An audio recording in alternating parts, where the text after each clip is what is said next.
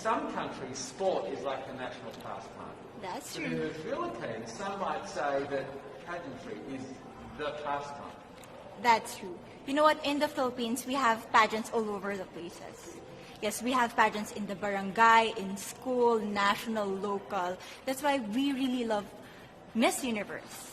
It's like it's giving pride and putting the Philippines back on the pedestal. That's why there's an added pressure as a candidate coming from a pageant-loving country. But it's a good pressure. I always look up to our former Miss Universe Philippines. They really did well in the competition. And now this is my time to show who I am, to offer what Rabiya can show to the rest of the universe. So I'm very happy, and at the same time, I'm excited to make all my kababayans proud. And hopefully I do.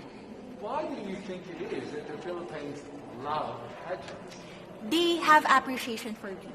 We do love pageant because we used to think that we wanted to be included in the world, I have to be honest, in the Philippines, my skin color used to be not the standard of beauty. I was obsessed whitening my skin because these are the kinds of beauty queen we see on the mainstream. But things were different now. That's why I'm very proud to be a morena. In the Philippines, we call it morena. It's brown skin girl. And to be able to represent, my color, my identity as a true Filipina. Tell me about your journey to being crowned Miss Philippines. In a world that, in a country, I should say, that loves pageants. That must have been a very intense process. Tell me about, your journey to being Miss Philippines. Well, my journey was crazy. You know what? I started to be a dark horse. Nobody noticed me. Nobody knows I was in the competition up until the preliminary and the coronation night. And when I won, I received different comments. Of course, there were people who didn't expect me to do well, who think that I cheated. That's why I need to redeem myself in Miss Universe. I really need to do well in this competition. And the thing is, I love pressure. I love criticism. I get better every day with that. You tell me I cannot do that, I turn to you and I'm going to say that, no, I can do it for myself. Good for you. So how does it feel then to be on the global stage? How do you feel to be here in this moment, right now? It's crazy, but I'm overwhelmed with the support, not just from the Filipino community, but also from Thailand, Latin countries who do appreciate me as a candidate, as a person.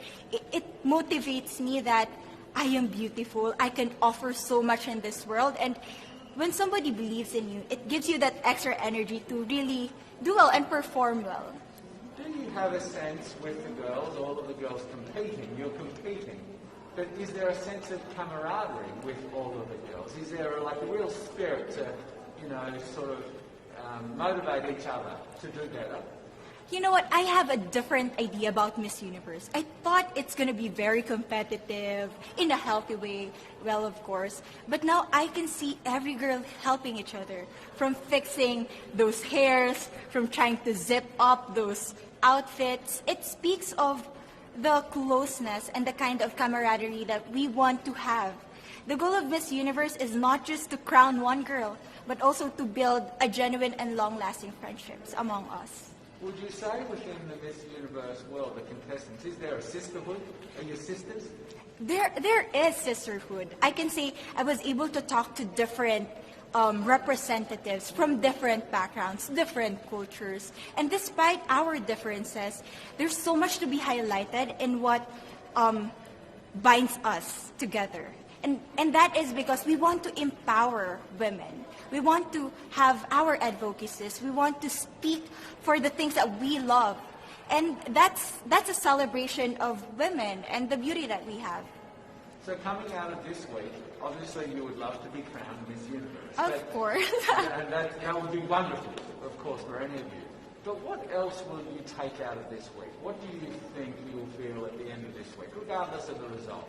How will you be a different person?